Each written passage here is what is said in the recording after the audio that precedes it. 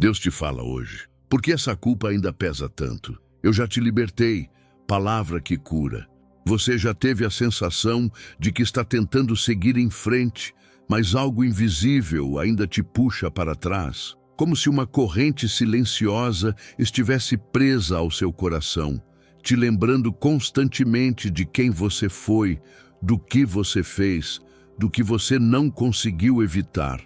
Você olha para sua vida e até tenta sorrir, mas no fundo sabe, aquela culpa ainda pesa.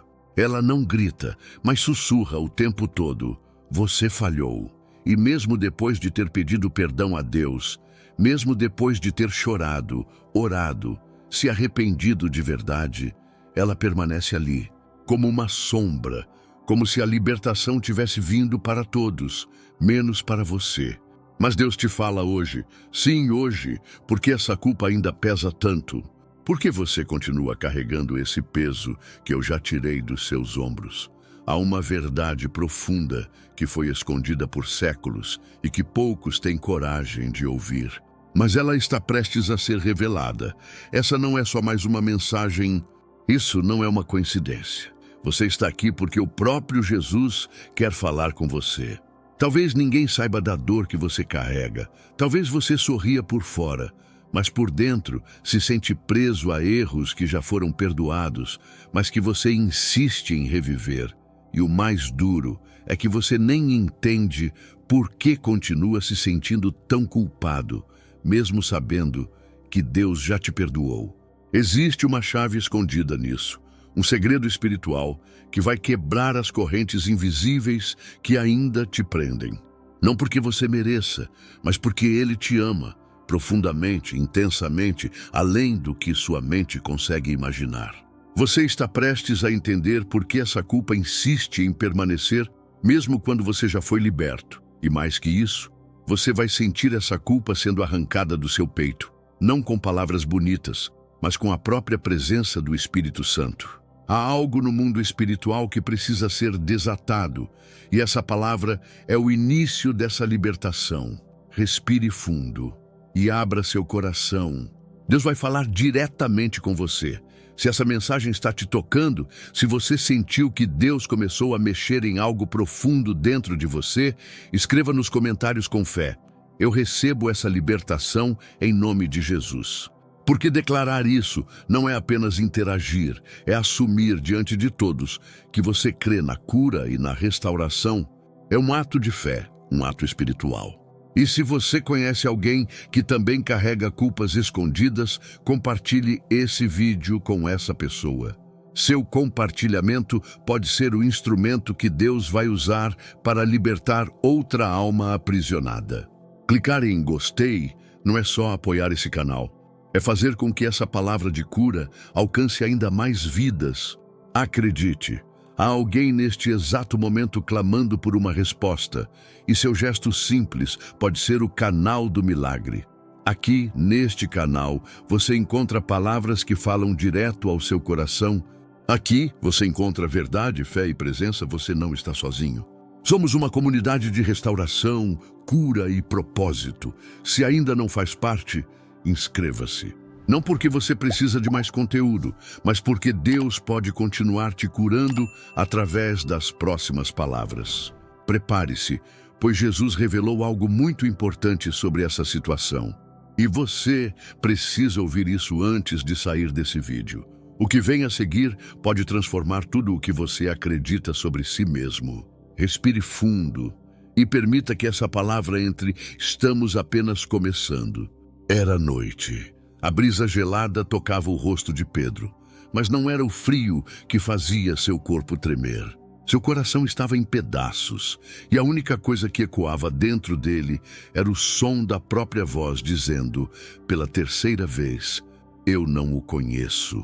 Aquela frase ainda vibrava nos seus ouvidos como um grito. Ele havia negado Jesus. O mesmo Jesus que o olhou nos olhos, que o chamou pelo nome, que o amou quando ninguém mais acreditava nele. Pedro se afastou, correu, chorou amargamente. Aquela culpa não era pequena, era pesada, densa e esmagadora. Não era apenas um erro, era uma traição. E o que fazia tudo pior era o fato de ele saber que tinha sido avisado. Jesus lhe disse que isso aconteceria, e mesmo assim ele caiu. Quantos de nós já estivemos nesse mesmo lugar? Sabendo o que é certo, mas escolhendo o oposto, prometendo mudar, mas caindo novamente no mesmo erro. Pedro não apenas falhou, ele feriu alguém que o amava mais do que tudo. A vergonha o consumia, a culpa o sufocava. Você já sentiu algo parecido? Já se viu no fundo do poço emocional por causa de um pecado do passado que insiste em te perseguir? Você já tentou se livrar do peso que carrega, mas ele volta, mesmo após tantas orações, tantos arrependimentos, tantas promessas de que faria diferente? Há pessoas que vivem anos assim, presas ao passado, amarradas à vergonha de ter negado Jesus com atitudes, com decisões, com silêncios, e no fundo acreditam que Deus as perdoou, mas não conseguem se perdoar. É como se houvesse um tribunal constante dentro da mente, julgando, condenando, revivendo o erro todos os dias. E aí vem o sentimento de que não é digno, de que não merece ser restaurado, de que o chamado foi cancelado, de que o propósito se perdeu no caminho. É exatamente aí que essa palavra precisa entrar no seu coração. Porque enquanto Pedro estava se afogando nessa tempestade interna, Jesus já estava preparando o reencontro. Em João 21:17, após a ressurreição, Jesus olha para Pedro e diz: "Apacenta as minhas ovelhas." Ele não diz: "Eu te avisei." Ele não diz: "Você me decepcionou." Ele não diz: "Eu já tenho outro no seu lugar." Jesus diz: "Cuide dos meus." Como se dissesse: "Eu ainda acredito em você." Que absurdo de graça! Que amor escandaloso é esse que olha para o traidor e o restaura como pastor? Pedro não foi apenas perdoado, ele foi reinstaurado. E essa é a revelação que precisa atravessar o seu espírito hoje. O perdão de Jesus não é superficial, é cirúrgico. Ele não apenas te libera da culpa, ele cura a ferida que a culpa deixou. Porque a libertação verdadeira não acontece quando você ouve que foi perdoado. Ela acontece quando você começa a viver como alguém perdoado. Você consegue imaginar o impacto dessa palavra na sua realidade? Você consegue perceber que Jesus te chama pelo nome mesmo depois do erro? Será que essa culpa que ainda pesa sobre você não é apenas fruto do arrependimento, mas também da incredulidade em acreditar que Deus pode, sim, te usar novamente? O maior ataque espiritual, às vezes, não é o pecado em si. É a culpa que continua mesmo depois do arrependimento, porque ela te paralisa. Ela te silencia. Ela te convence de que sua história parou ali. Mas Jesus vem hoje e te diz: apacenta, ou seja, segue e levanta. Andashuida, ama, porque quem foi curado da culpa se torna agente de cura na vida de outros. Se essa palavra está rasgando algo dentro de você, declare com fé nos comentários: Jesus me levanta para viver o novo. Sua declaração é um passo de fé. Uma confissão pública de que você se recusa a viver aprisionado por aquilo que já foi apagado pelo sangue de Cristo. Mas e se eu te dissesse que o maior erro que você cometeu não é o fim da linha?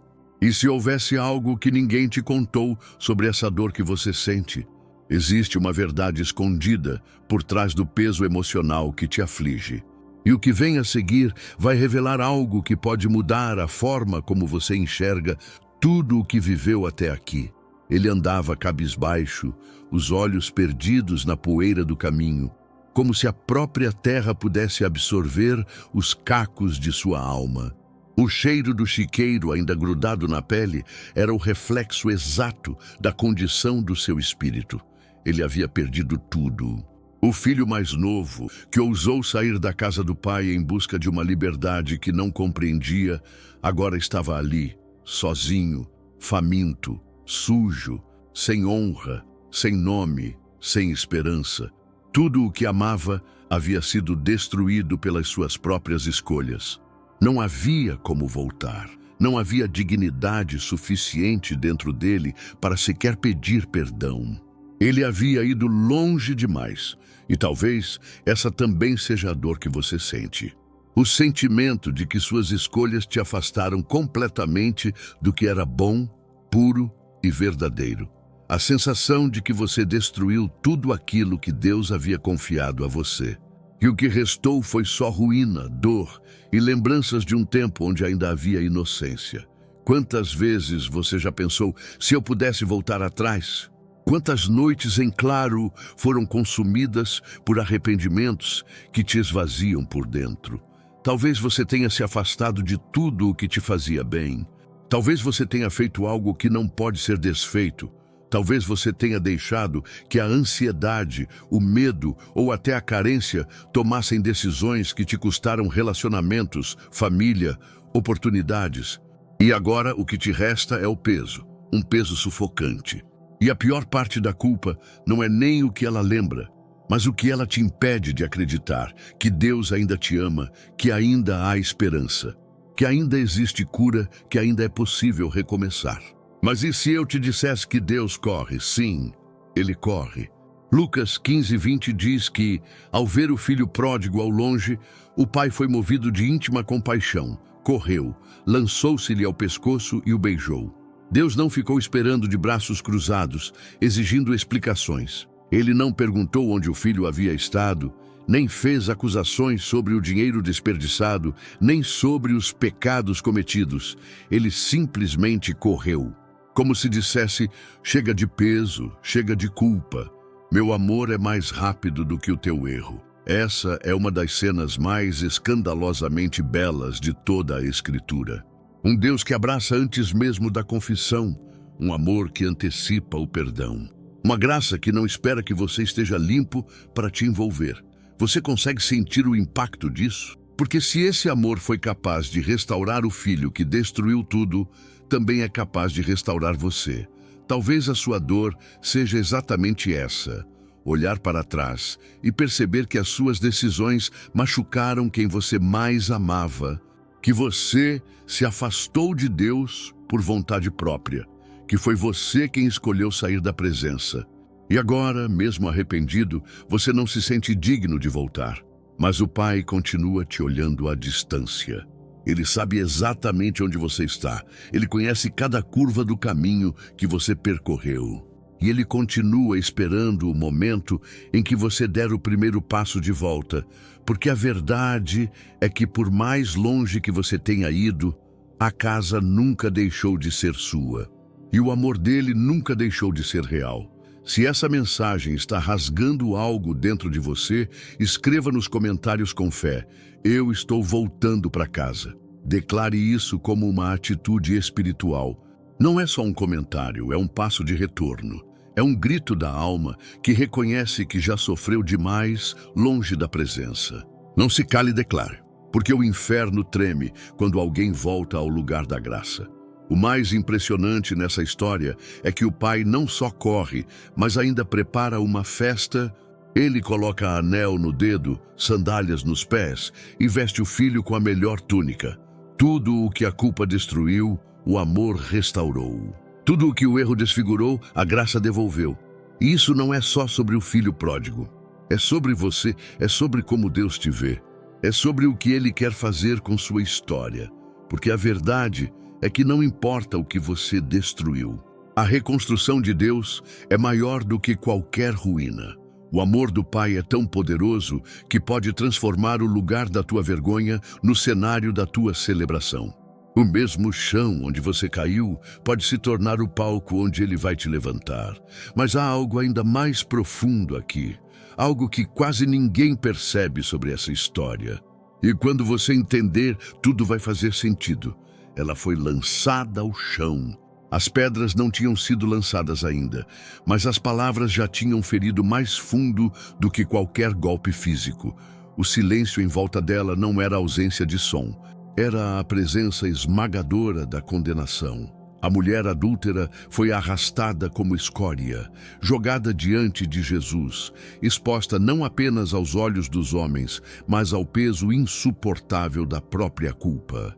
Aqueles homens não estavam ali para fazer justiça, estavam ali para matar.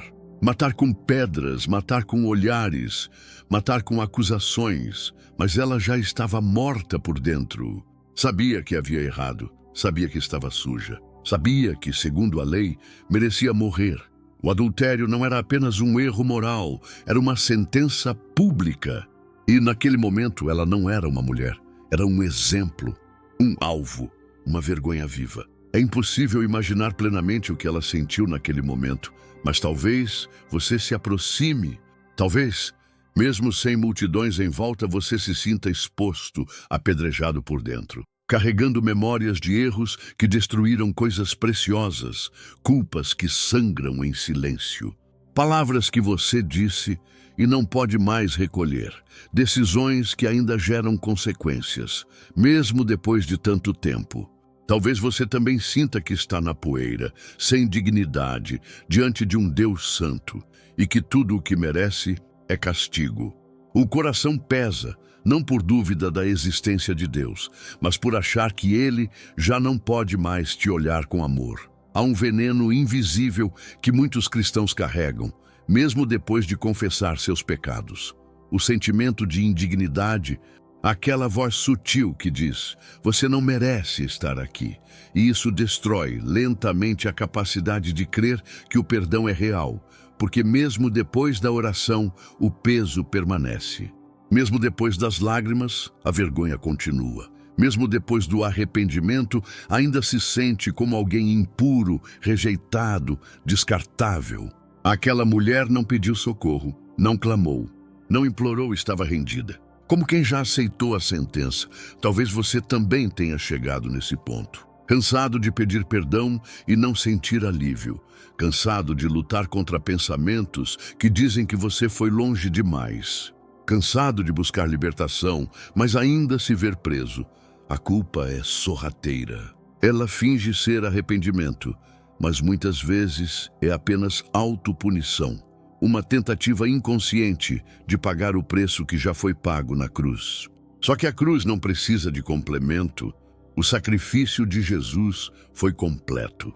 Quando ele se levantou naquele dia e disse, aquele que dentre vós está sem pecado, seja o primeiro a atirar a pedra, ele não apenas desarmou a multidão, ele desmontou o sistema de condenação que muitos ainda sustentam até hoje. Um sistema onde a culpa vira identidade, onde o erro define o valor da pessoa, onde a vergonha apaga o futuro. Aquela mulher permaneceu no chão até que todos foram embora.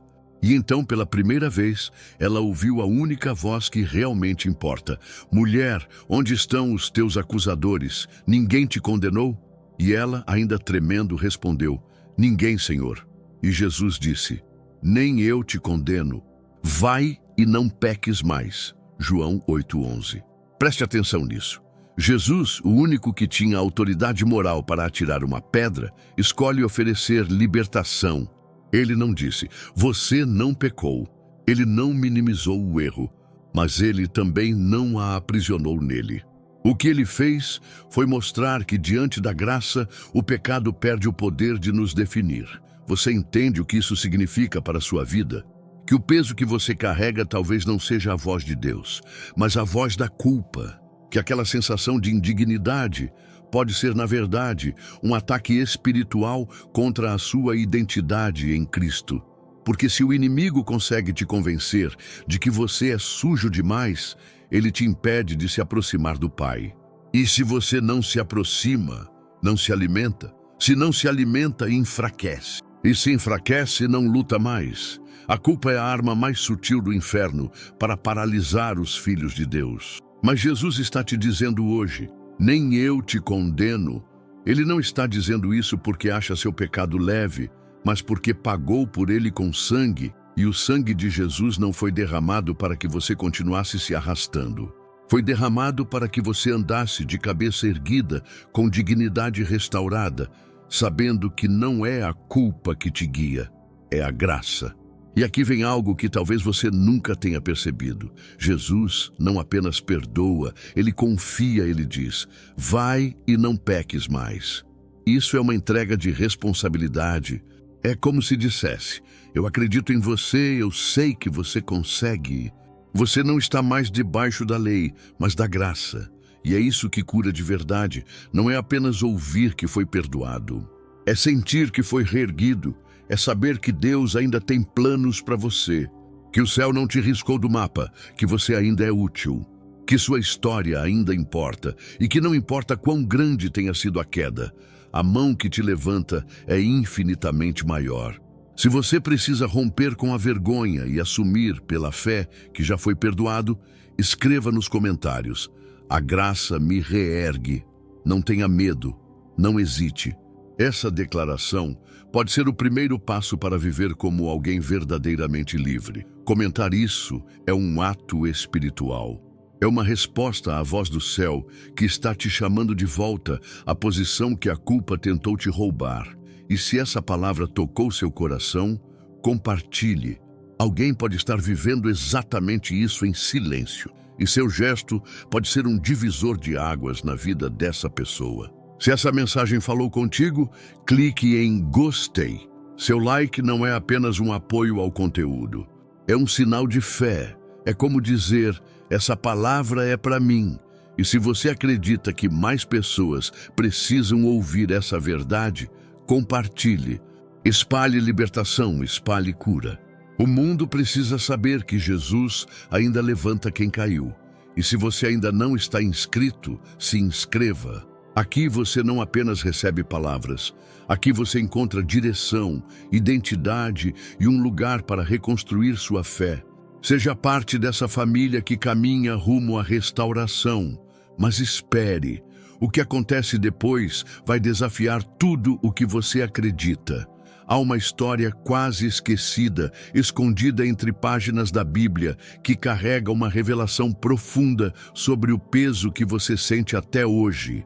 Quando você ouvir, pode ser que sua mente mude e sua alma seja completamente liberta. Paulo não era apenas um homem com um passado problemático. Ele era o terror dos primeiros cristãos. Não era um mero espectador da dor. Ele era o causador dela. Ele assinava ordens de prisão, invadia casas, arrastava famílias inteiras para fora, aprovara a execução de Estevão e acreditava de todo o coração que estava fazendo o certo. Mas quando Jesus o encontrou no caminho de Damasco, tudo desmoronou. A verdade o cegou, literalmente. E foi ali, naquele chão, com os olhos físicos fechados e a alma escancarada, que ele começou a perceber o tamanho do abismo entre o zelo religioso e a graça de Deus. A culpa veio como avalanche. Imagine acordar todos os dias lembrando que você destruiu vidas em nome da fé, que você causou traumas em pessoas que só queriam seguir a Jesus. Como seguir em frente depois disso? Como se perdoar quando o que você fez é tão grave, tão permanente, tão marcado na história? Talvez você se identifique com essa dor. Talvez você até já tenha ouvido que Deus perdoa, mas ainda carrega dentro de si uma sentença interna que diz: eu não mereço recomeçar. E essa condenação silenciosa é pior do que qualquer julgamento externo, porque quando vem de dentro, ela corrói lentamente. Você acorda e tenta orar, mas a voz na sua mente diz: você não é digno. Você tenta sorrir, mas a memória dos erros pesa mais que qualquer alegria. Você até acredita que Deus é bom, mas que você estragou tudo. E o pior, começa a aceitar isso como identidade. Já não vê mais a vida com esperança. Você se torna seu próprio acusador.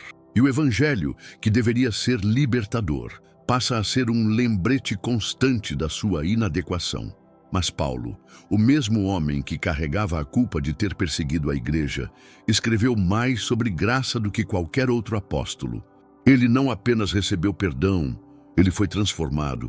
Ele se tornou o maior propagador da mensagem que antes combatia. E ele escreveu, com autoridade espiritual e cicatrizes na alma: assim que, se alguém está em Cristo, nova criatura é. As coisas velhas já passaram, eis que tudo se fez novo. 2 Coríntios 5:17. Note, ele não disse que as lembranças desapareceram. Ele não disse que a culpa nunca tentou voltar. Mas ele afirmou que quem está em Cristo recebe uma nova identidade, uma nova natureza, um novo propósito, porque o arrependimento verdadeiro não nos afunda.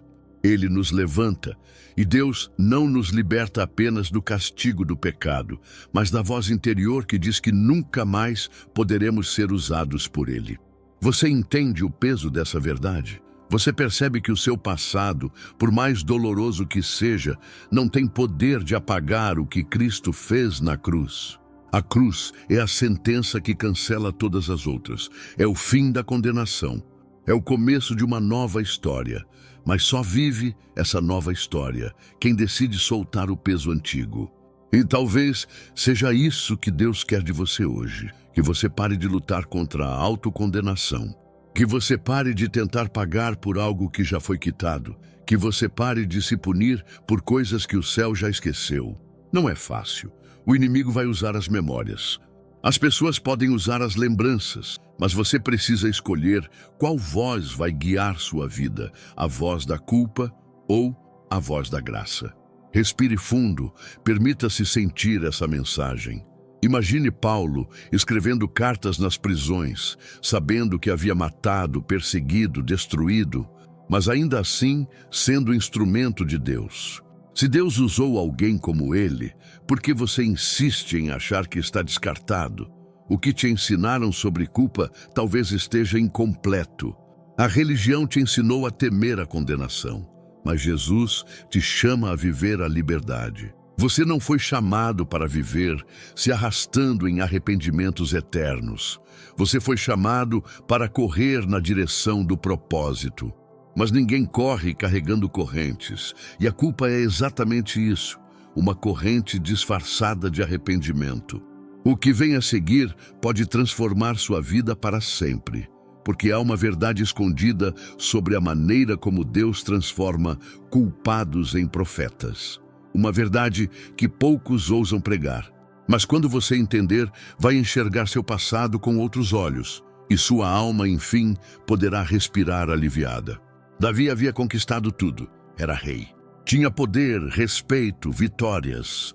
Um homem segundo o coração de Deus. Mas bastou um momento de descuido, um desejo não refreado, uma escolha egoísta para que sua história fosse marcada por uma dor profunda. Ao se deitar com Batseba e tramar a morte de Urias, Davi não apenas quebrou mandamentos, ele quebrou sua própria alma. E por mais que tenha tentado seguir, o peso invisível daquele pecado o esmagava por dentro. Ninguém via ele, ainda era rei, ainda falava de Deus, ainda liderava, mas o seu interior estava em ruínas. E foi ali, entre o trono e o arrependimento, entre a coroa e a culpa, que ele escreveu um dos clamores mais profundos das Escrituras. Cria em mim, ó Deus, um coração puro, e renova dentro de mim um espírito reto. Salmo 51, 10. Esse pedido não era superficial. Era o grito de alguém que sabia que a dor da culpa escondida pode corroer até a fé mais forte. Você já sentiu isso? Já viveu a dor de sorrir por fora, mas por dentro estar implodindo? Já precisou seguir com a rotina, mesmo com a alma manchada por algo que ninguém sabe? Culpas silenciosas são as mais perigosas, porque não têm válvula de escape. Ficam guardadas em lugares profundos, onde nem mesmo as orações conseguem alcançar. Porque nem coragem de orar a gente tem. E assim, o tempo vai passando, a vida continua, mas por dentro você sente que não está inteiro. A paz foi embora, a leveza sumiu. E no fundo, você começa a acreditar que esse fardo é algo que vai ter que carregar até o fim. Mas será mesmo? Será que esse silêncio é santidade ou é apenas medo disfarçado de resignação? Será que viver com esse peso é castigo ou é incredulidade na graça de Deus? Davi nos mostra que arrependimento não é se esconder, é confessar. É abrir o peito, é dizer, sim, eu pequei, mas também é confiar que Deus ainda pode restaurar. E essa é a parte mais difícil. Confiar que mesmo tendo feito algo tão sério, tão vergonhoso, tão destrutivo, Deus ainda quer transformar o que sobrou. Davi não orou, apaga o que eu fiz. Ele orou, cria em mim algo novo. E essa é a chave. A culpa quer que você viva tentando reparar o que foi quebrado. A graça te convida a entregar os cacos e deixar Deus criar algo totalmente novo, porque algumas dores não são resolvidas tentando costurar o passado. São curadas ao se permitir recomeçar. Você precisa ouvir isso. Deus vê o que ninguém vê. Ele conhece o que você nunca teve coragem de contar. Ele escuta o que você cala. E ainda assim, ele não se afasta, ele não te expulsa. Ele não te descarta, pelo contrário. Ele se aproxima, não para te expor, mas para te restaurar.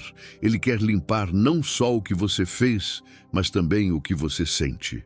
Porque não basta ser perdoado, é preciso ser curado.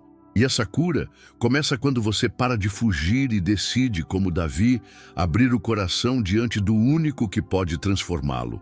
Se essa palavra tocou em algo que você guarda há muito tempo, escreva nos comentários: Senhor, cria em mim um coração puro. Não escreva por impulso, escreva como quem entrega, como quem se rende, como quem cansou de esconder e decidiu confiar. Seu comentário pode ser um ato profético, pode ser o início de uma jornada de libertação emocional e espiritual. Declare isso com fé. E permita que Deus faça o impossível no seu interior. Feche os olhos por um instante e imagine o Espírito Santo entrando no lugar mais escuro da sua alma, onde a dor silenciosa se esconde há anos. Ele não entra com acusação, ele entra com luz. Ele entra com cura, com misericórdia. E com recomeço, Deus não quer que você viva sufocado por sentimentos que ele já decidiu apagar. Ele quer que você viva com a leveza de quem sabe que a condenação não tem mais autoridade. E se o rei Davi, depois de tudo o que fez, encontrou perdão e foi restaurado, por que você não encontraria? A vergonha quer te prender, mas a verdade liberta.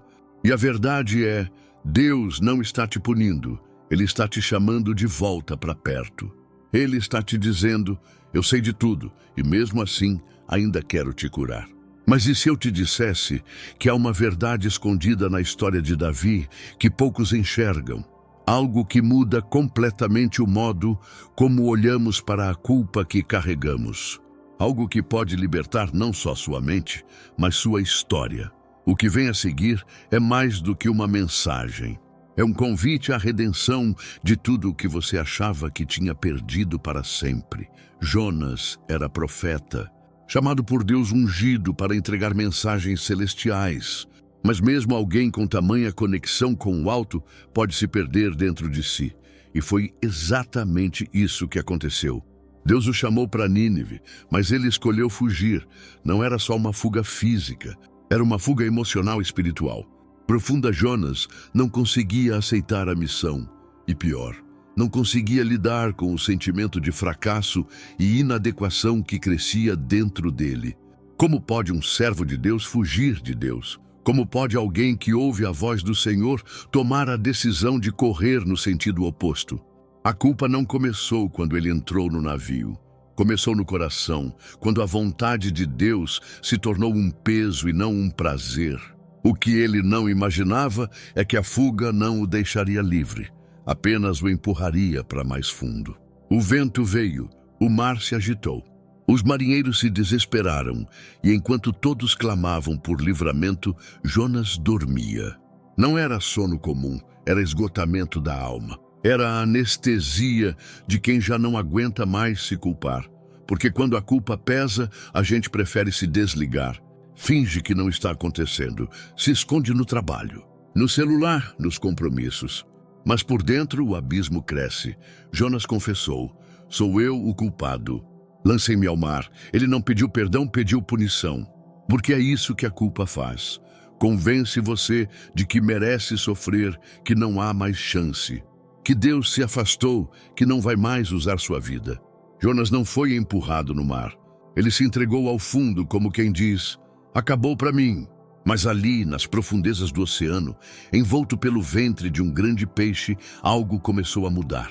No escuro, no silêncio, no isolamento, Jonas finalmente ora e diz, Na minha angústia clamei ao Senhor e ele me respondeu. Jonas 2:2. Isso é poderoso, porque mostra que mesmo quando você sente que Deus está distante por causa do que fez, ele continua perto o suficiente para ouvir o seu clamor. O fundo do poço nunca é longe demais para a graça de Deus. E o mais surpreendente é que, mesmo tendo desobedecido, mesmo tendo fugido, mesmo tendo se colocado naquela situação, Jonas ainda é ouvido porque Deus não responde baseado no nosso desempenho, mas na sua misericórdia. Você sente que Deus se afastou de você por causa das suas falhas? Já teve medo de orar, achando que ele não ouviria? Já se sentiu sujo demais, indigno demais, cansado demais para tentar de novo? A distância que você sente talvez não seja real. Talvez seja apenas a culpa criando muros entre você e o céu. Mas Deus continua ali, observando, esperando. Pronto para restaurar Jonas, foi vomitado do peixe e voltou à missão. Ele não apenas foi perdoado, foi reintegrado. Aquele que achava que Deus havia desistido dele, descobriu que a chamada ainda estava de pé. E você precisa saber disso. Deus não revoga o chamado por causa da sua queda. Ele é especialista em reerguer os que caíram e ele não está surpreso com suas falhas. Ele já sabia e ainda assim te escolheu. Se você sente que Deus se afastou de você, escreva nos comentários. Deus, eu clamo do fundo. Não apenas repita, declare com fé. Como Jonas, mesmo que esteja no ventre da dor, da culpa, da vergonha, clame. Comente como quem escolhe viver, como quem escolhe confiar, como quem diz, eu ainda creio que o Senhor me ouve.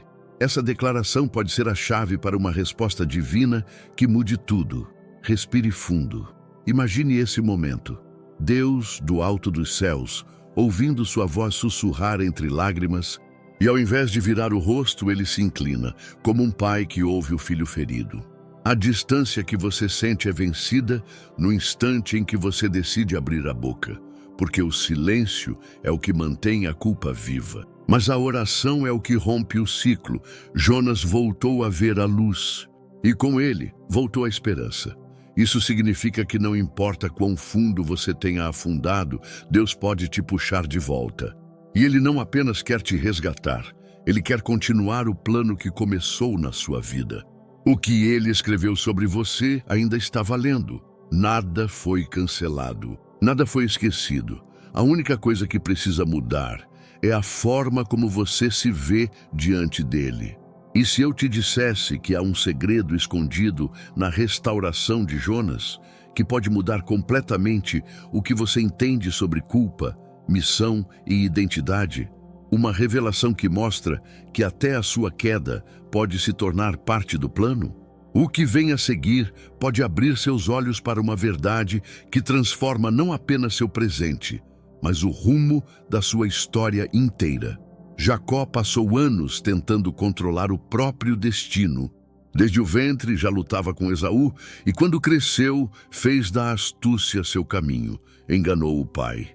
Roubou a bênção, fugiu para não morrer pelas mãos do irmão e, por décadas, viveu com um peso escondido na alma.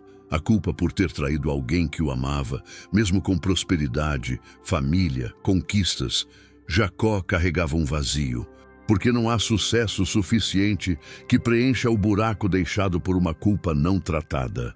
Ele sabia que tinha ferido. Ele sabia que havia destruído uma relação que deveria ter sido sagrada. E por mais que o tempo passasse, nada o libertava da sensação de que o reencontro com Esaú traria julgamento, rejeição ou talvez a morte. Você já viveu isso? Já feriu alguém que não merecia? Disse ou fez algo que, por mais que tenha tentado justificar, ainda dói quando lembra. A culpa por machucar quem se ama não desaparece facilmente, porque ela vem acompanhada de memórias, de e se eu tivesse agido diferente, de sonhos quebrados, de olhares que nunca mais foram os mesmos. O mais difícil não é saber que você errou, é não saber se terá a chance de consertar. É viver com o peso de uma história inacabada. É olhar no espelho e sentir que ainda falta pedir perdão ou ser perdoado. Mesmo quando ninguém mais toca no assunto, a sua alma sabe que ficou uma rachadura. Jacó finalmente decide enfrentar o passado. O reencontro com Esaú se aproxima e ele teme o pior. Manda presentes, divide a caravana, se prepara para o que der e vier. Mas na véspera, algo acontece. Ele fica sozinho e ali, no meio da noite, Deus o visita. Um homem misterioso luta com ele até o amanhecer. E naquela batalha não física, mas espiritual, Jacó entende que não é apenas com Esaú que ele precisa se acertar. É com Deus, é com a própria identidade. Ele está lutando não por defesa, mas por libertação, por uma nova história, por uma cura. E quando o dia nasce, Deus o toca. Muda seu nome de trapaceiro para príncipe, de Jacó para Israel. E esse detalhe muda tudo. Porque antes de ser reconciliado com o irmão, Jacó é restaurado por Deus. Na manhã seguinte, ele vê Esaú se aproximando, o coração bate acelerado. Ele vai à frente da família, se curva 7 vezes. Está pronto para ser rejeitado, mas o que acontece é um milagre. Gênesis 33:4 diz: Esaú correu-lhe ao encontro e o abraçou, lançou-se-lhe ao pescoço e o beijou, e choraram. Você consegue sentir o impacto disso. O homem que ele traiu corre em sua direção. O irmão que ele enganou o abraça.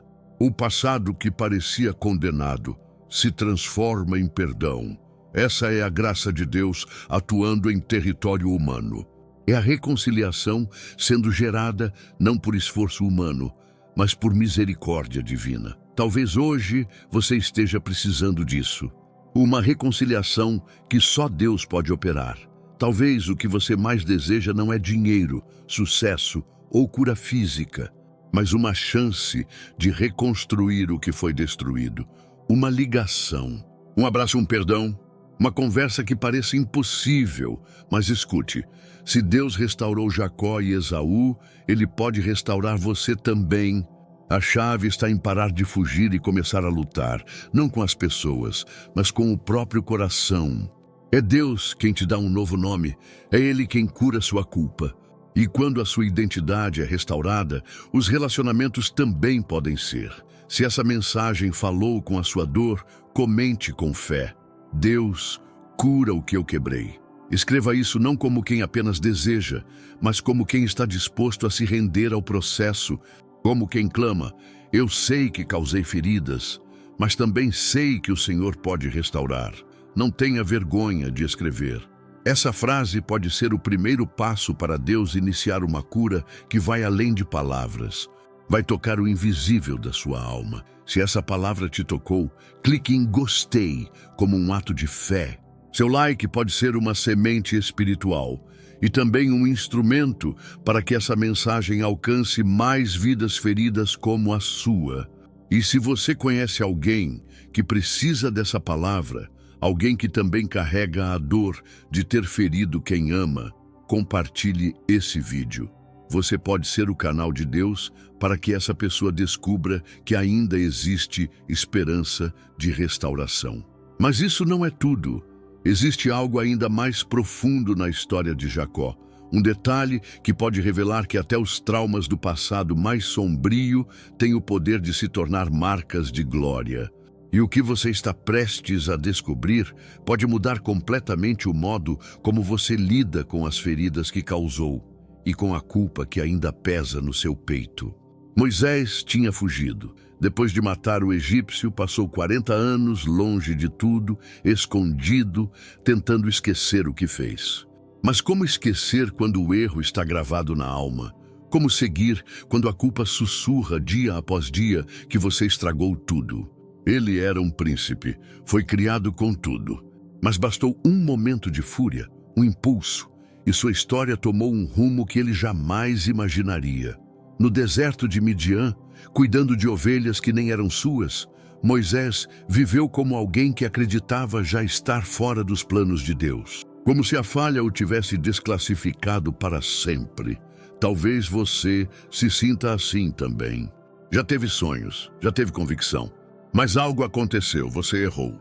E esse erro ficou grande demais na sua mente, a ponto de acreditar que Deus se afastou. que ele não quer mais te usar, que o chamado foi cancelado. Mas e se eu te dissesse que Deus não desistiu de Moisés, que mesmo com sangue nas mãos e arrependimento no peito, o Senhor ainda tinha uma missão para ele?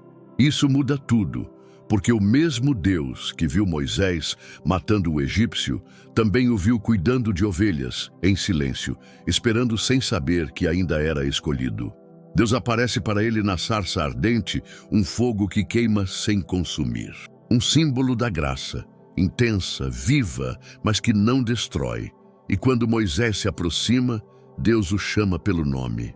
Êxodo 3:4 diz: Moisés, Moisés. E ele responde: Eis-me aqui. O homem que achava que estava esquecido ainda era chamado. Aquele que carregava um passado sujo ainda era visto.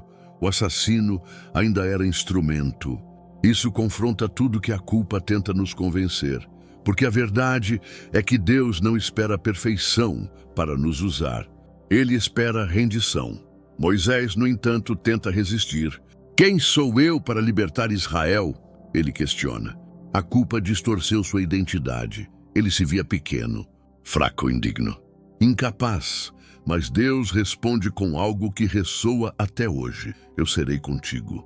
Ele não responde com elogios. Não diz que Moisés é forte, preparado, talentoso. Deus responde com presença. Porque o que te qualifica não é a ausência de erros, é a companhia do Altíssimo. Quando Deus está contigo, até seu passado é redirecionado. Moisés matou um homem, mas depois libertou uma nação. Ele errou, mas depois viu o mar se abrir. Ele teve medo, mas depois falava face a face com Deus. Isso mostra que os fracassos não anulam os planos celestiais. Eles apenas mostram o quanto precisamos depender de quem nos chamou. E você? Está preso em algo que fez? Acredita que Deus se afastou porque você falhou? Talvez você ache que o seu erro o desqualificou. Mas escute com atenção. O que você vê como fim, Deus vê como ponto de virada. O tempo no deserto não é punição, é preparação. A culpa não precisa ser o fim da sua história. Ela pode ser o ponto em que você ouve Deus dizendo: eu ainda estou com você. Não ignore essa voz, não endureça seu coração. Não viva se escondendo de um chamado que ainda está de pé. Moisés tentou fugir, mas Deus foi atrás. E Ele está fazendo isso com você também hoje, neste exato momento. Se essa palavra confrontou o peso que você carrega, comente com fé: eu ainda sou chamado. Escreva isso como quem crê, mesmo com lágrimas nos olhos. Como quem sabe que errou, mas se recusa a continuar fugindo. Essa frase pode ser a faísca que reacende tudo o que Deus plantou em você. Pode ser a quebra do ciclo da condenação e o começo de uma nova caminhada com propósito e cura. Declare com fé, como quem acredita que a graça ainda está acesa, como aquela sarça, queimando mas não consumindo. Mas espere. O que acontece depois vai desafiar tudo o que você acredita, porque a redenção de Moisés não para aí. Existe um momento onde ele duvida, onde ele diz: eu não sei falar. E o que Deus responde revela o verdadeiro segredo sobre como ele age com os que se sentem indignos. Você está pronto para descobrir esse detalhe que pode redefinir tudo? Zaqueu não conseguia dormir. Era rico, influente, temido, mas nada disso era suficiente para calar a voz que ecoava dentro dele todas as noites. A culpa.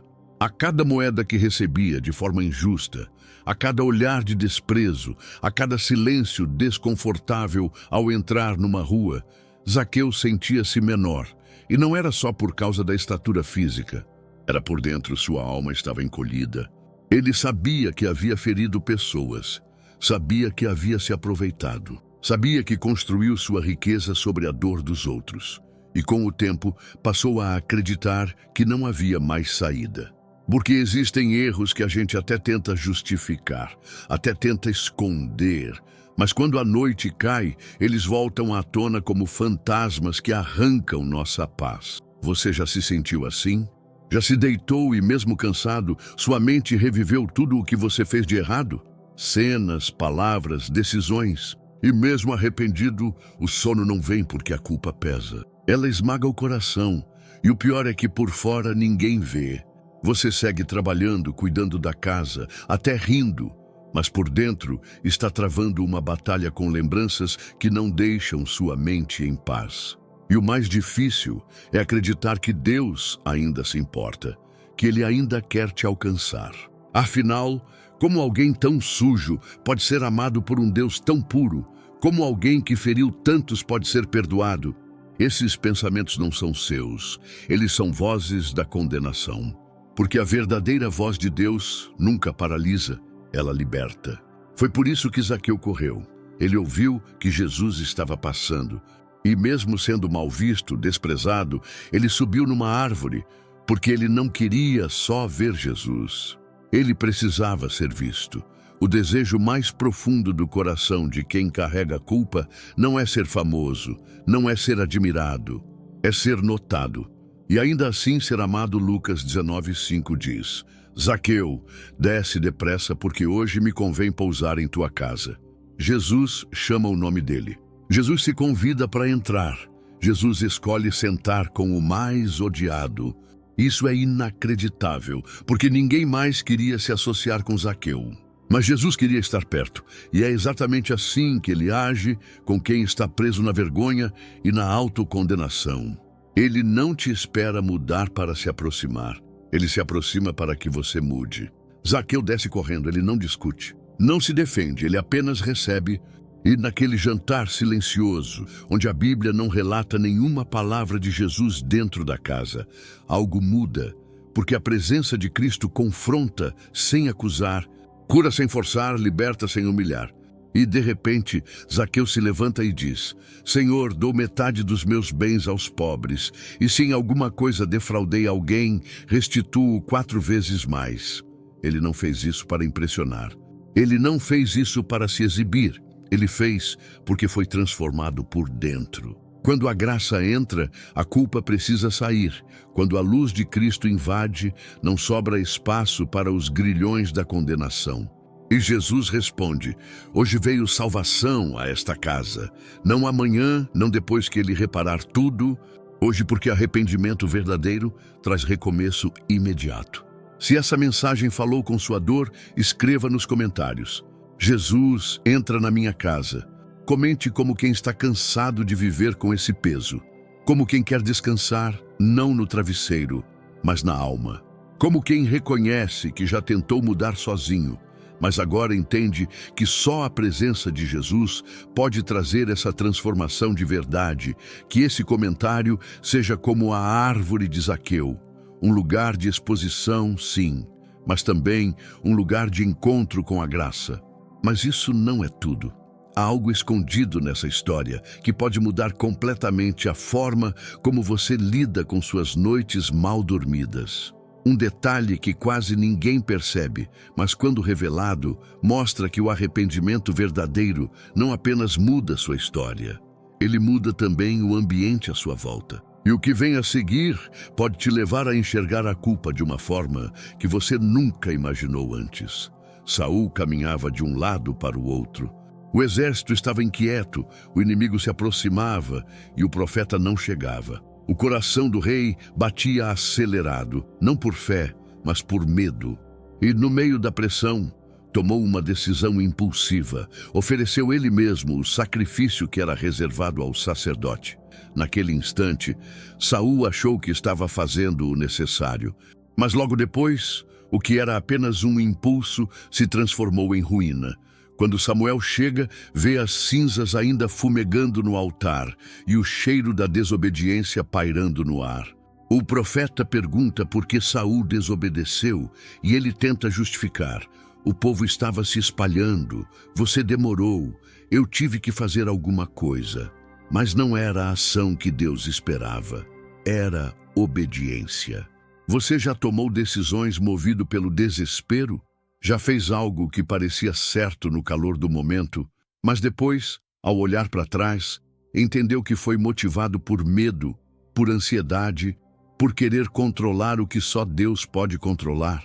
A culpa que nasce de atitudes precipitadas é cruel, porque ela não apenas te lembra do erro, ela te convence de que você perdeu algo que nunca mais poderá ser recuperado. Saul perdeu o trono. Mas talvez você tenha perdido a confiança de alguém, um relacionamento, uma oportunidade, e agora vive tentando compensar, tentando provar que mudou, tentando se perdoar. Mas a verdade é que o que mais te dói não é o que aconteceu, é saber que poderia ter sido diferente se você tivesse apenas esperado mais um pouco. 1 Samuel 15:22 nos lembra da essência de tudo isso. Obedecer é melhor do que sacrificar. Quantas vezes tentamos usar nossos sacrifícios para apagar os rastros da nossa pressa? Servimos, doamos, nos esforçamos, mas lá no fundo não é adoração, é tentativa de compensação. Como se estivéssemos dizendo a Deus: eu sei que errei, mas olha o quanto estou tentando agora. Só que Deus não quer tentativas, Ele quer rendição. O problema de Saul não foi só o erro, foi não se quebrantar. Foi tentar racionalizar algo que precisava de arrependimento. Foi buscar controle, onde deveria haver entrega. E quantas vezes nós também buscamos ter o controle daquilo que só Deus poderia resolver?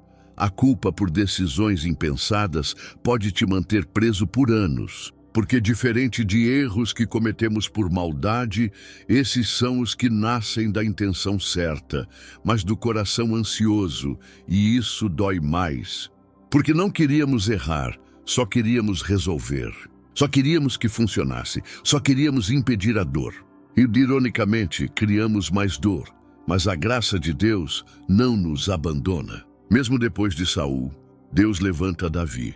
Mesmo depois do erro, Deus ainda segue com o plano. Isso mostra que, embora algumas consequências sejam irreversíveis, o amor de Deus permanece. Ele não precisa que você conserte tudo. Ele só precisa que você confesse tudo, que se renda. Que diga: Senhor, eu errei, mas ainda quero te obedecer.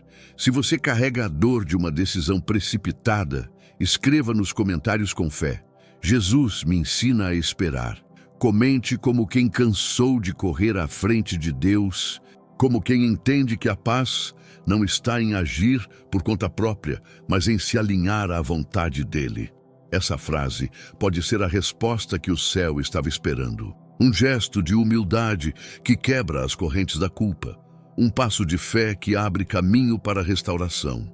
Mas espere.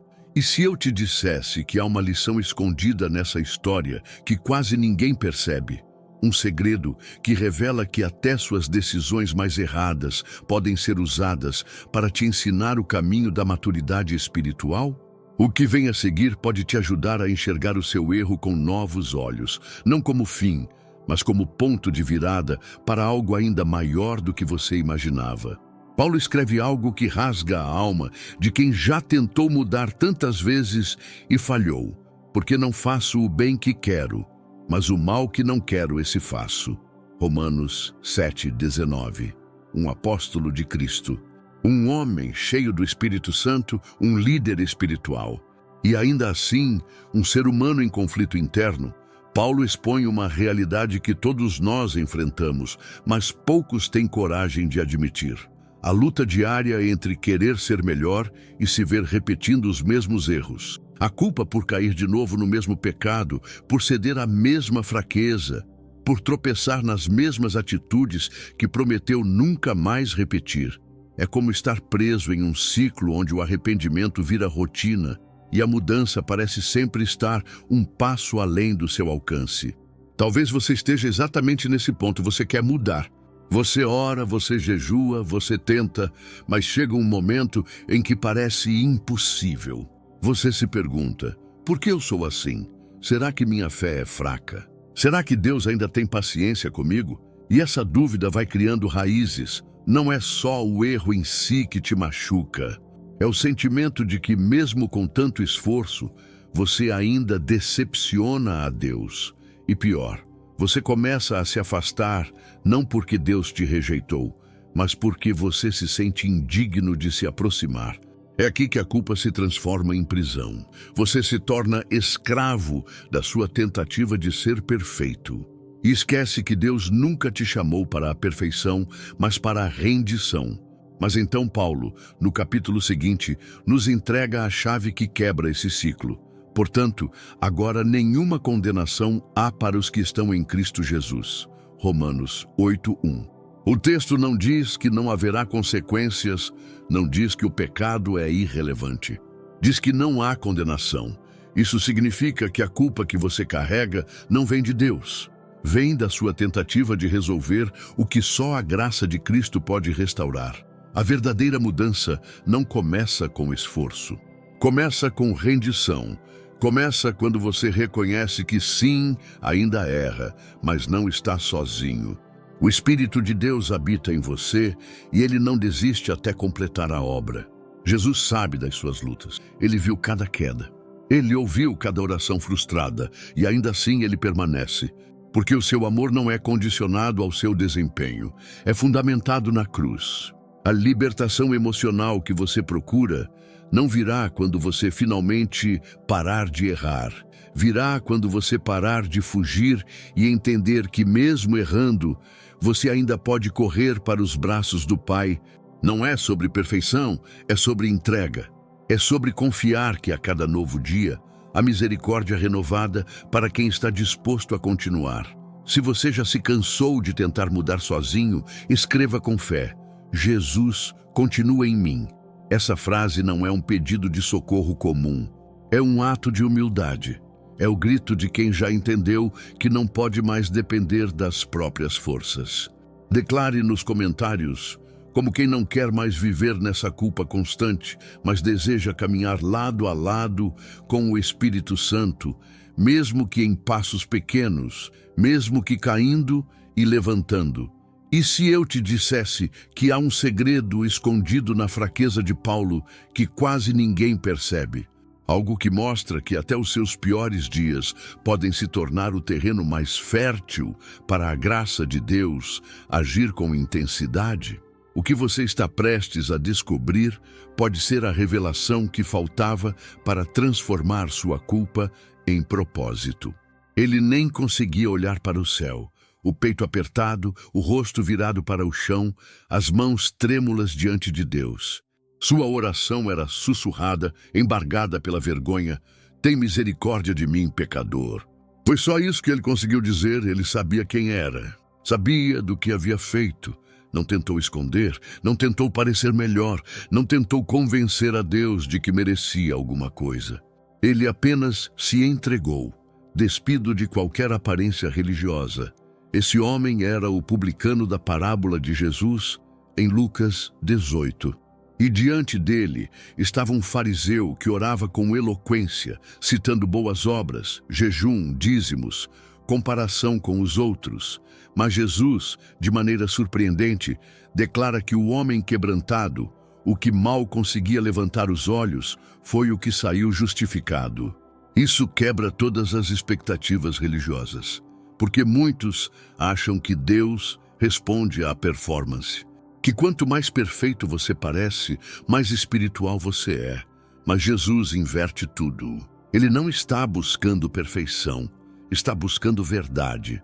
Está buscando quem ora com a alma rasgada, quem chega diante dele com o coração ferido e sincero. O publicano não se sentia digno de orar. E é exatamente aí que muitos hoje se encontram, paralisados por uma culpa silenciosa que os impede de falar com Deus. Pessoas que acreditam que suas falhas os tornaram hipócritas e, por isso, não se acham dignas de orar. Como se oração fosse um privilégio para os que estão bem, mas será que é isso que Jesus ensinou? Quantas vezes você já evitou orar porque pensou: com que cara eu vou falar com Deus depois do que fiz? Ou, é melhor eu melhorar um pouco antes de buscar a presença. E assim, o tempo vai passando, a culpa vai crescendo e a distância entre você e Deus vai parecendo insuperável. Mas e se eu te dissesse que Deus está mais próximo de você nesse momento do que quando você estava bem? Que o céu se move quando alguém se aproxima quebrado, mas verdadeiro? Que a graça de Jesus não se ativa quando você está forte, mas quando você reconhece que é fraco. A oração do publicano nos ensina que não existe fórmula. Existe entrega, existe quebrantamento, existe verdade. Quando Jesus destaca que aquele homem foi justificado, ele está dizendo que Deus prefere a oração de um pecador sincero do que o discurso bonito de alguém cheio de orgulho espiritual. Então, por que você continua calado? Por que você ainda se esconde por trás da culpa, como se Deus tivesse virado o rosto? O que te impede de orar não é a sua falha, é a mentira que a culpa te conta, a de que Deus não quer mais te ouvir. Mas Ele quer e Ele ouve, mesmo quando você só consegue dizer, me ajuda, Senhor, mesmo quando a única coisa que sai da sua boca é um choro silencioso. O Salmo 34:18 diz, perto está o Senhor dos que têm o coração quebrantado e salva os contritos de espírito. Ele não se afasta da sua dor, Ele se aproxima, não porque você é bom, mas porque Ele é bom. Você não precisa fingir nada, você não precisa ter palavras bonitas. Você só precisa ser verdadeiro, porque quando o coração se dobra, o céu se abre. Se essa mensagem falou com a sua dor, escreva nos comentários com fé. Jesus, mesmo em silêncio, eu me achego. Use essa frase como uma oração escrita, como um ato espiritual. Declare que a culpa não vai mais te impedir de falar com Deus. Que mesmo sem palavras, você escolhe se aproximar. Que mesmo falho, você ainda crê que há graça para você. Mas e se eu te dissesse que há um detalhe na resposta de Jesus que quase ninguém percebe? Algo escondido na simplicidade do publicano, mas que carrega uma das promessas mais poderosas para quem se sente indigno. O que vem a seguir pode libertar sua alma de vez. Adão e Eva não esperaram o pôr do sol. Quando ouviram a voz de Deus passeando pelo jardim, algo que antes era doce se tornou insuportável. O som que antes trazia paz, agora provocava pavor. Eles correram e se esconderam entre as árvores, cobertos por folhas, cobertos por vergonha. Aquela comunhão que antes era natural, agora parecia impossível. Não havia mais leveza, apenas culpa. A primeira consequência do pecado foi essa, a vergonha de estar na presença de Deus. Eles não fugiram por medo da punição, fugiram porque não suportavam mais ser vistos do jeito que estavam. Não era sobre o que Deus diria, era sobre o que eles não conseguiam mais encarar em si mesmos. Você já se sentiu assim? Como se, mesmo crendo em Deus, não conseguisse mais orar, adorar, se entregar. Porque a culpa foi ficando tão grande que até o nome de Jesus começou a doer nos seus lábios. Não porque você não o ame, mas porque sente que o decepcionou. E quanto mais o tempo passa, mais difícil parece voltar. Como se a vergonha tivesse criado raízes na alma e se transformado num muro entre você e o céu. Mas é aqui que a cena de Gênesis nos entrega uma das revelações mais absurdas sobre o amor de Deus. Ele aparece no jardim, mesmo sabendo que Adão e Eva erraram. Ele vai até onde eles estão, mesmo sabendo que o pecado já os havia separado. E ele pergunta, onde estás? Essa pergunta não é geográfica. Deus sabia onde eles estavam, mas queria que eles soubessem onde haviam se colocado. O amor de Deus não recua por causa do seu erro. Ele se aproxima, ele não se ofende com sua vergonha. Ele a cobre com misericórdia. Gênesis 3:21 diz que o Senhor fez roupas de pele para Adão e Eva e os vestiu. Deus não apenas os encontra, ele os cobre.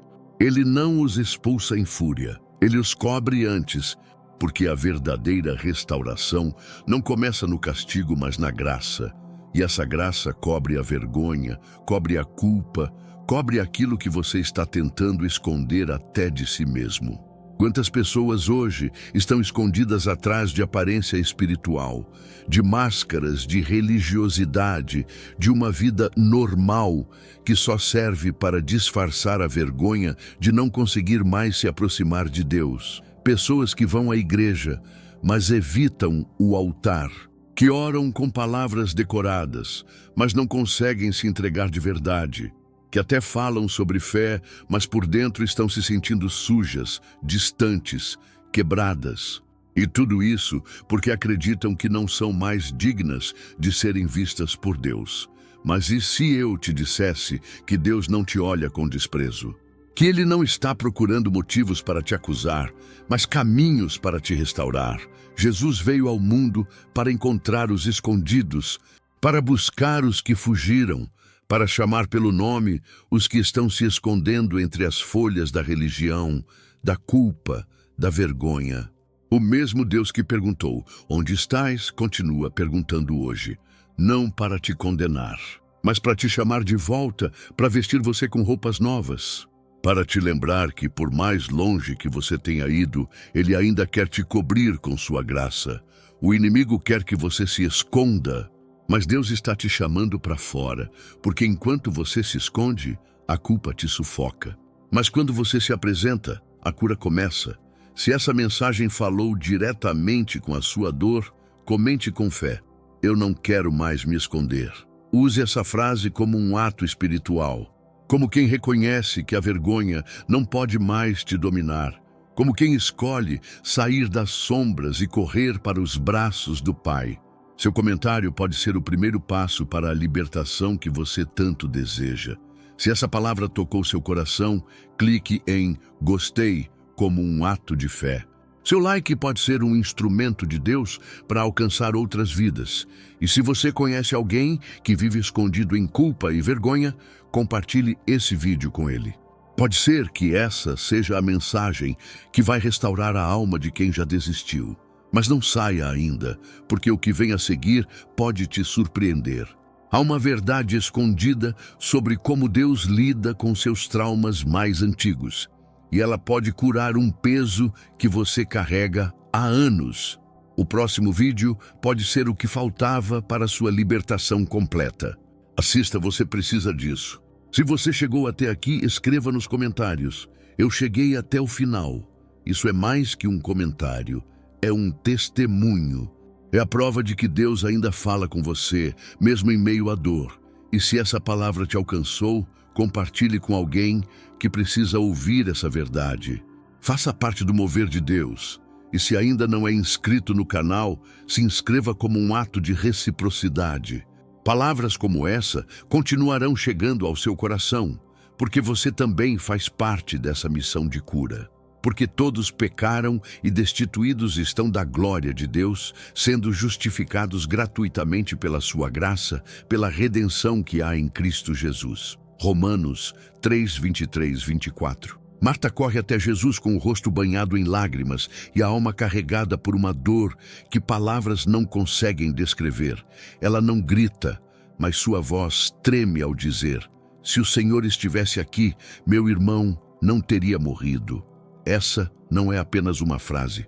É o grito de quem carrega a culpa de não ter feito mais, de não ter pedido ajuda mais cedo, de não ter impedido o pior. É o peso esmagador do "e se" que assombra tantas pessoas. E se eu tivesse ligado? E se eu tivesse orado mais? E se eu tivesse falado com mais firmeza? E se eu não tivesse ignorado aquele sinal? O coração se enche de um peso silencioso, que não grita, mas sufoca. É uma dor que mistura luto com autocondenação. É o tipo de culpa que não nasce do erro direto, mas da ausência de ação no momento que parecia crucial. A sensação de que a tragédia poderia ter sido evitada se você tivesse feito algo diferente. Jesus ouve Marta. Ele não a repreende por sua dor, nem por sua pergunta, mas responde com uma declaração que rasga o tempo, a lógica e a culpa. Eu sou a ressurreição e a vida. João 11, 25. Com isso, ele não apenas diz que tem poder sobre a morte, ele diz que tem autoridade sobre tudo que parece final, sobre tudo que parece perdido, sobre toda a dor que se tornou um túmulo emocional. Ele diz, com firmeza e ternura, aquilo que morreu não é o fim da história. Aquilo que você não conseguiu impedir ainda pode ser tocado pela vida dele. E é exatamente aqui que muitos se encontram hoje, carregando a culpa por não ter evitado um divórcio, um afastamento, uma falência, uma tragédia familiar, um erro de alguém próximo. E por mais que não tenham causado diretamente, sentem que falharam por não terem evitado. Isso pesa no corpo, pesa na alma, pesa na forma como você se enxerga. Mas será que realmente era sua responsabilidade carregar o mundo nas costas? Será que você tem esse poder de controlar todas as variáveis da vida? Ou será que, sem perceber, você assumiu um lugar que não era seu e a culpa se tornou um fardo que Deus nunca te mandou carregar? Jesus se aproxima do túmulo de Lázaro e chora. O texto diz: Jesus chorou. Ele não chorou porque duvidava da ressurreição. Chorou porque sentiu a dor de quem havia perdido. Chorou porque se compadece, chorou porque entende. E ele ainda chora com você. Ele ainda caminha até o seu túmulo emocional e diz: tirem a pedra. Ele ainda levanta a voz e chama pelo nome aquilo que você achou que estava morto e enterrado. Lázaro, vem para fora. E naquele momento, o impossível se curva diante da palavra viva. O que havia morrido volta a respirar. O que era fim se transforma em novo começo. Talvez você precise ouvir isso com todo o seu coração. Você não é responsável por todas as dores do mundo. Você não falhou porque algo ruim aconteceu. Existem batalhas que pertencem a Deus. E mesmo que você tenha perdido algo, Jesus ainda pode chamar à vida aquilo que parecia selado pela morte. Essa culpa que pesa tanto pode ser dissolvida quando você entende que o controle nunca esteve nas suas mãos. O milagre não depende da sua perfeição. Depende da presença de Jesus. Se você carrega a dor de não ter conseguido impedir uma tragédia, declare nos comentários com fé: Jesus, eu entrego o que perdi em tuas mãos. Escreva isso como um ato de rendição, como quem entende que só o Senhor tem poder sobre o impossível, como quem escolhe confiar, mesmo entre os escombros da dor. Mas há algo que quase ninguém percebe nessa história, algo que revela um segredo espiritual sobre como Deus transforma a dor mais profunda em testemunho vivo. E o que vem a seguir pode libertar você de um trauma que te prende há anos. Permaneça atento. O dia mal havia clareado quando Pedro ouviu a notícia que ecoaria em sua alma como uma sentença de vergonha. Jesus havia ressuscitado. Era uma notícia boa, mas para ele carregada de peso, porque não havia como ouvir o nome de Jesus sem lembrar da última vez que estiveram frente a frente. E ele o havia negado. Não uma vez, mas 3. No momento mais crítico da vida de Cristo, quando ele precisava de apoio, Pedro o abandonou. Sua voz ainda ecoava em sua mente: não conheço esse homem. E agora, como olhar para o rosto daquele que ele jurou amar? Como se aproximar de um mestre que ele jurou seguir até a morte, mas do qual ele fugiu na hora mais escura? A culpa o consumia. Não era só remorso. Era vergonha, decepção consigo mesmo e a sensação de ter quebrado algo que jamais poderia ser restaurado. Ele não apenas falhou, ele traiu a confiança do próprio Filho de Deus. Você já sentiu isso? Já se arrependeu de ter deixado a fé de lado? De ter se afastado justo quando Deus mais te chamava? Já teve medo de que Deus não te queira mais por perto? Pedro se afastou, voltou a pescar. Não porque queria peixe, mas porque não sabia mais quem era. Quando negou Jesus, ele também negou a si mesmo. Sua identidade estava quebrada. Mas então, em um reencontro que carrega mais graça do que podemos compreender, Jesus aparece à beira do mar. Faz um fogo, prepara pão e chama Pedro para perto. Não há gritos, não há condenação. Há apenas uma pergunta feita 3 vezes, tantas quanto as negações: Pedro, tu me amas? E a cada resposta, Jesus não apenas ouve, ele devolve um propósito: apacenta as minhas ovelhas. Em outras palavras, você ainda tem valor, ainda tem chamado, ainda é meu. Marcos 16:7 registra algo que poucos percebem, mas que revela a profundidade do amor de Deus. Ide, dizei aos discípulos e a Pedro. Jesus fez questão de nomear aquele que havia falhado. Ele não o excluiu, ele o destacou. Porque o que pesa na sua culpa, Deus cobre com graça. Aquilo que você acha que arruinou tudo, Deus pode transformar no ponto de virada da sua história. Ele não esqueceu de você só porque você se afastou.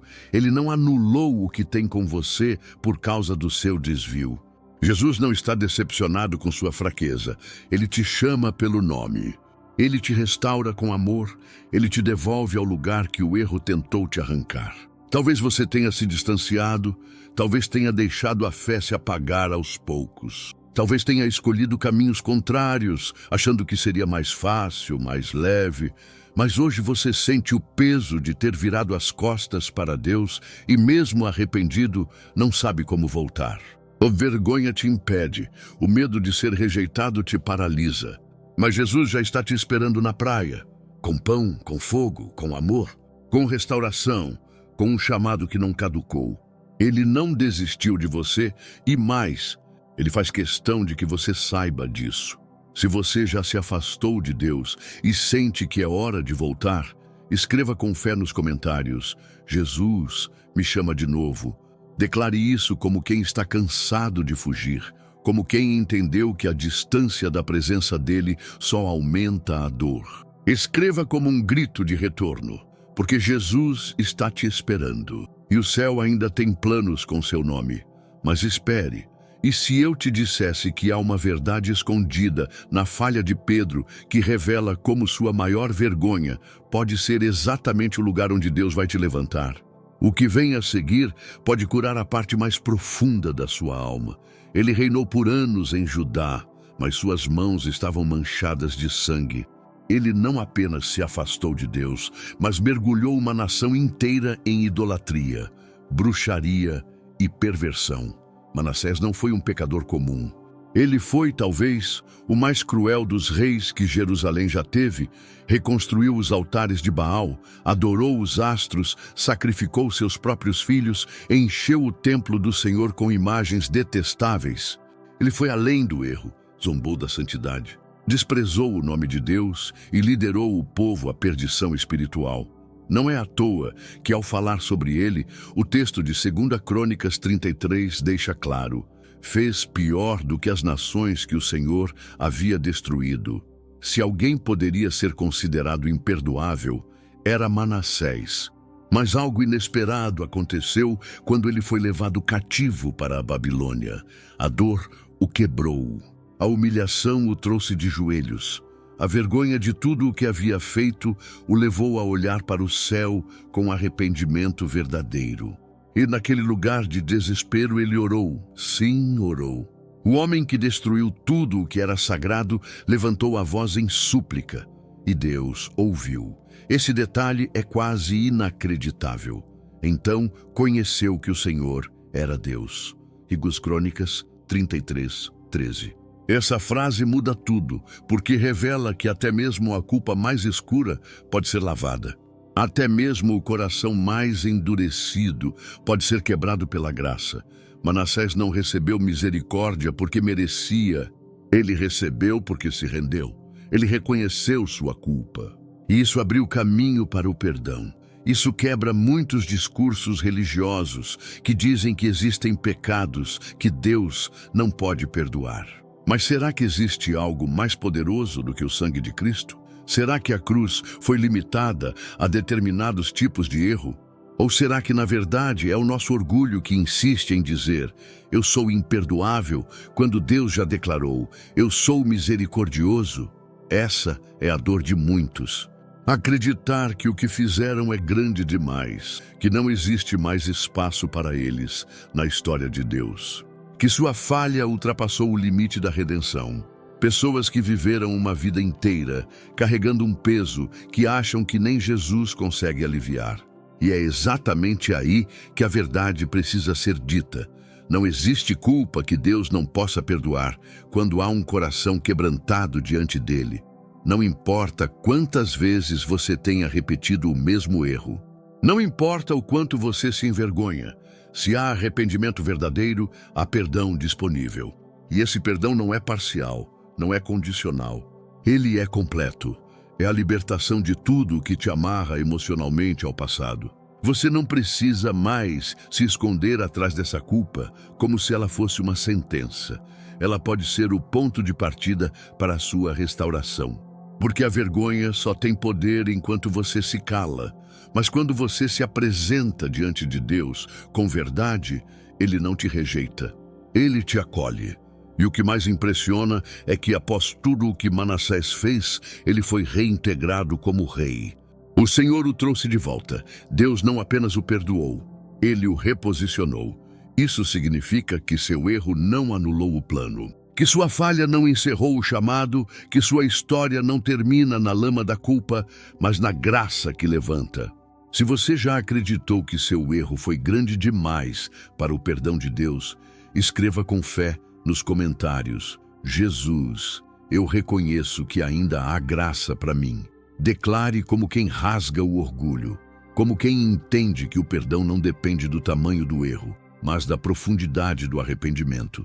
Escreva isso como quem já não aguenta mais viver aprisionado em culpa e deseja ser alcançado por um novo começo. Mas isso não é tudo.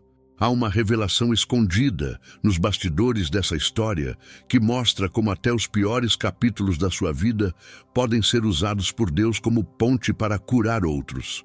O que vem a seguir pode transformar a maneira como você enxerga suas quedas e abrir seus olhos para o que realmente é redenção.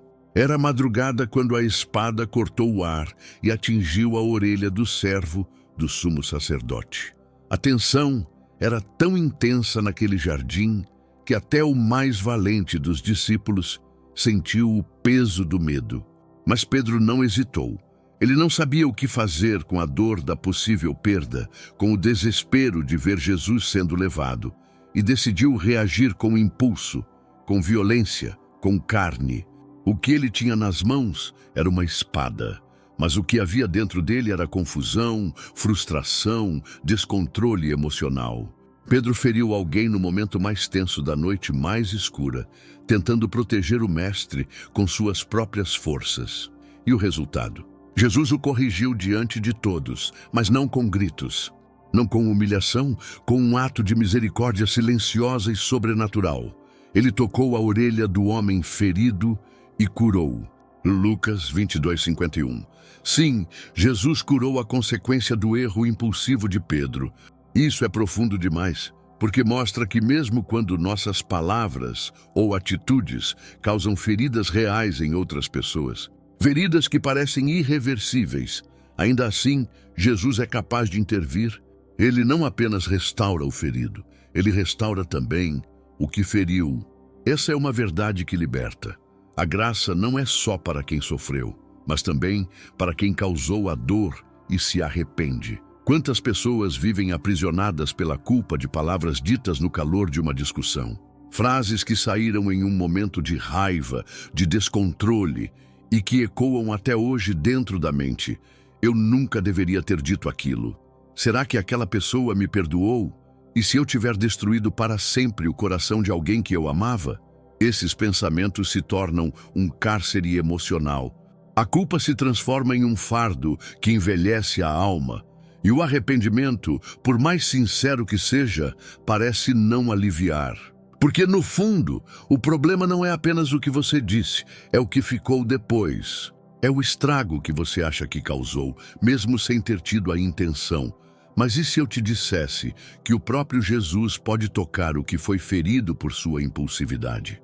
Que o mesmo toque que curou o soldado pode curar os relacionamentos que você acha que destruiu? Que ele não apenas acalma o seu coração, mas também visita o coração de quem você machucou?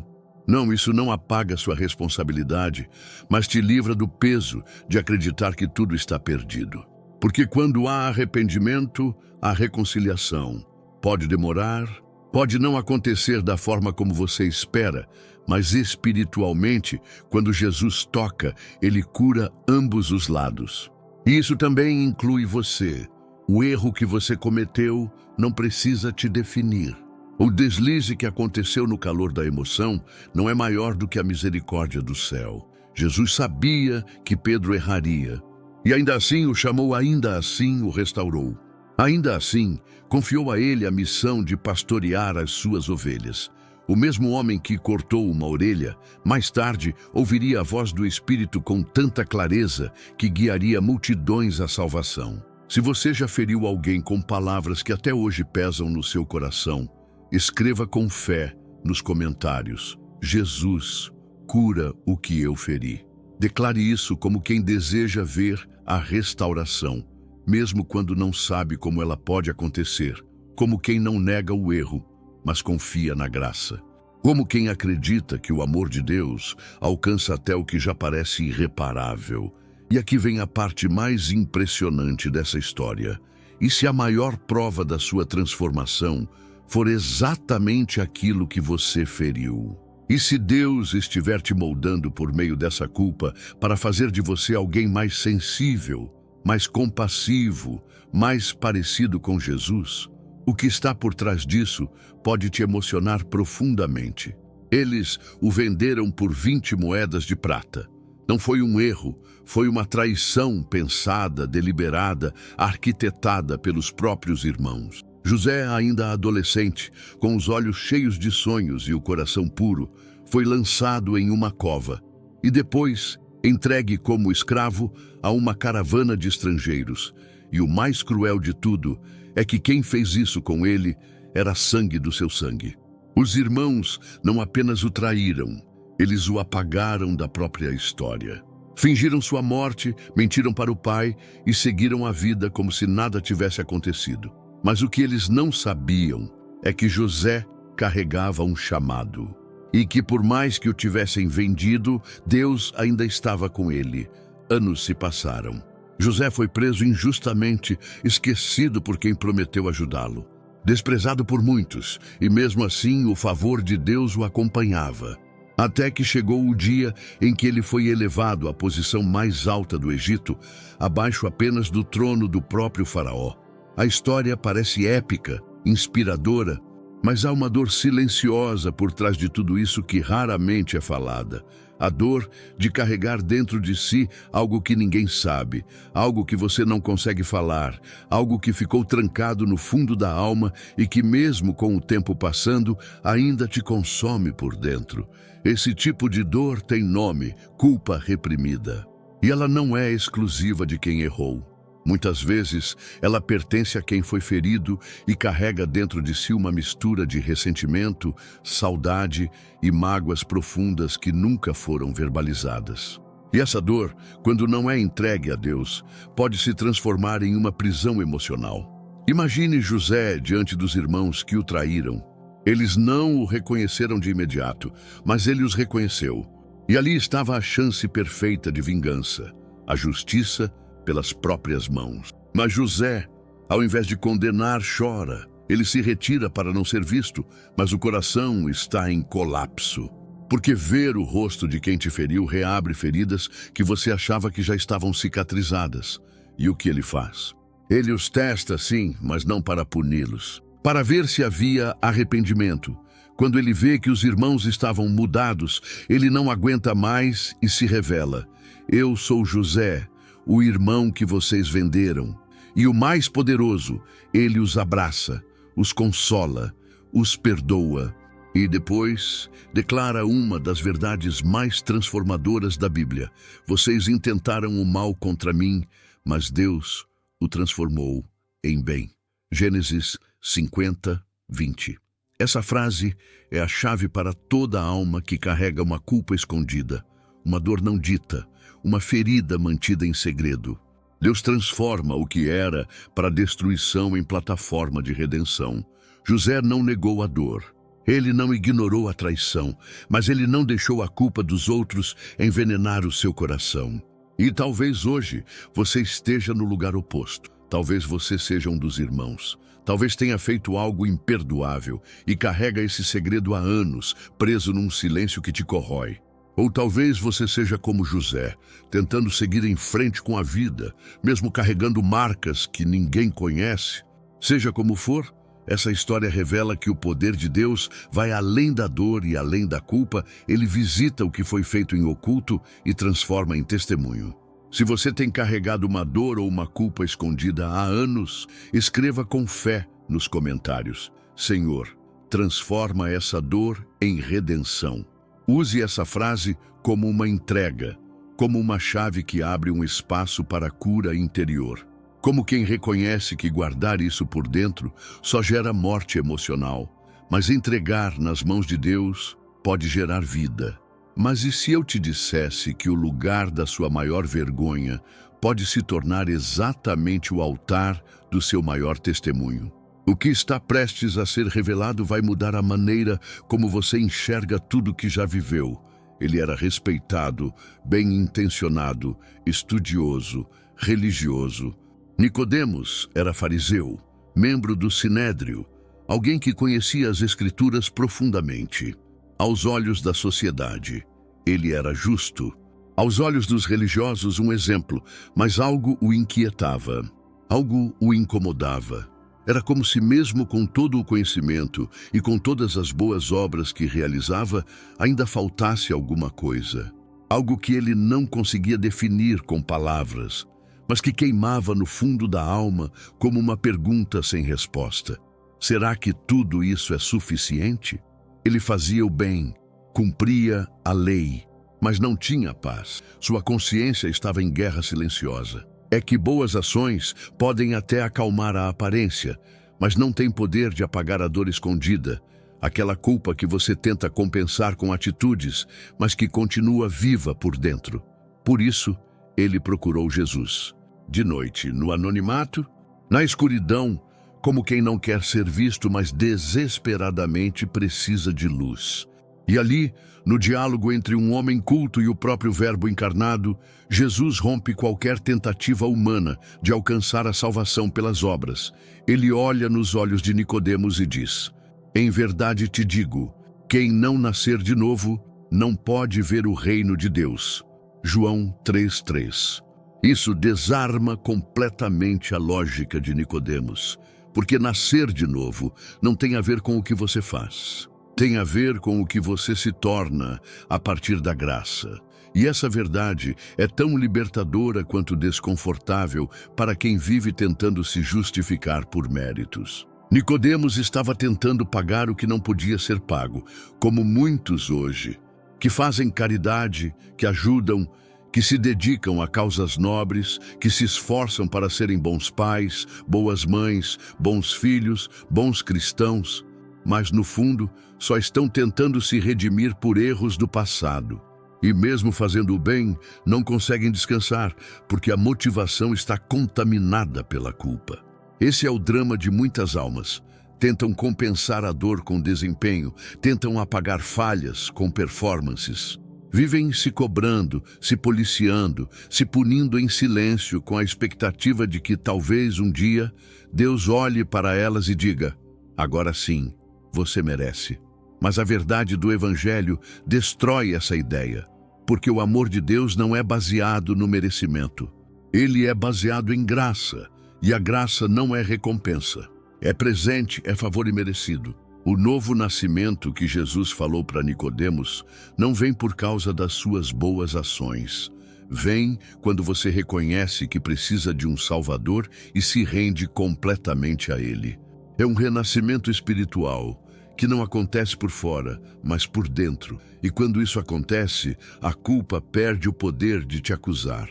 Porque você entende que não está mais tentando pagar uma dívida antiga, você foi perdoado. E isso muda tudo. Se você tem tentado compensar erros do passado com boas ações, com esforço humano, com perfeccionismo, escreva com fé nos comentários: "Jesus, eu não quero só parecer bom, eu quero nascer de novo." Essa frase é mais que um comentário, é um clamor, é uma entrega.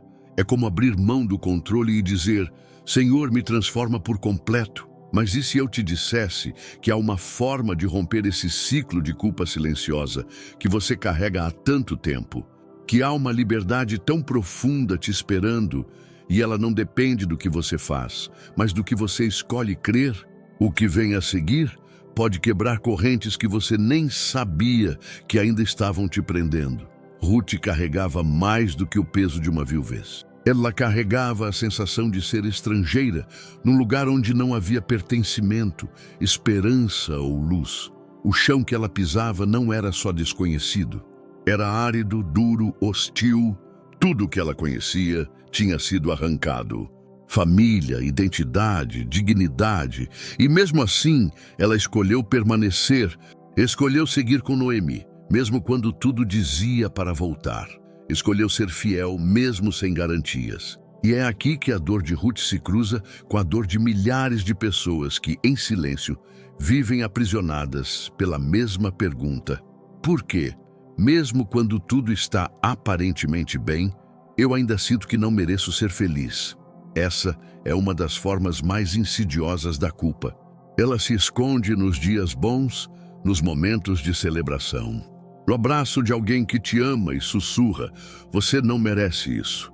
Ela te faz desconfiar da alegria, te faz sabotar a própria paz. Ela associa a felicidade com uma dívida espiritual que nunca poderá ser paga. Você até acredita que Deus perdoa, mas lá no fundo ainda carrega a sensação de que é tarde demais, que algumas marcas são profundas demais, que você não tem mais direito ao riso sincero, à paz constante, à esperança plena. A alma vive em constante vigilância, esperando o momento em que tudo vai dar errado de novo. E isso te impede de viver o presente. Te rouba o descanso, te impede de reconhecer que o que Deus está fazendo em sua vida é real, é presente e é para você. Mas algo muda no destino de Ruth quando ela entra no campo de Boaz. Aquele campo era como a vida de muitos, cheio de restos, de grãos caídos, de sobras. E foi nas sobras que Deus começou a restaurar Ruth. É nas áreas esquecidas que Deus planta a redenção. Boaz a vê, não com pena, mas com propósito. Ele cuida, protege, honra e mais tarde a redime por completo, assumindo sua causa e escrevendo um novo capítulo sobre o nome dela. O nome Ruth, que carregava tristeza, passa a carregar destino. Ela se torna parte da genealogia de Jesus. Uma mulher que não deveria estar ali aos olhos do mundo, mas que, aos olhos de Deus, era peça-chave no plano da redenção. A Bíblia diz em Ruth 4,15, Ele será restaurador da tua alma. Essa frase não é só linda, ela é uma promessa que ainda ecoa no coração de quem luta contra essa culpa silenciosa. O que está te impedindo de viver a alegria não é a realidade dos fatos. É a prisão que a culpa construiu dentro de você.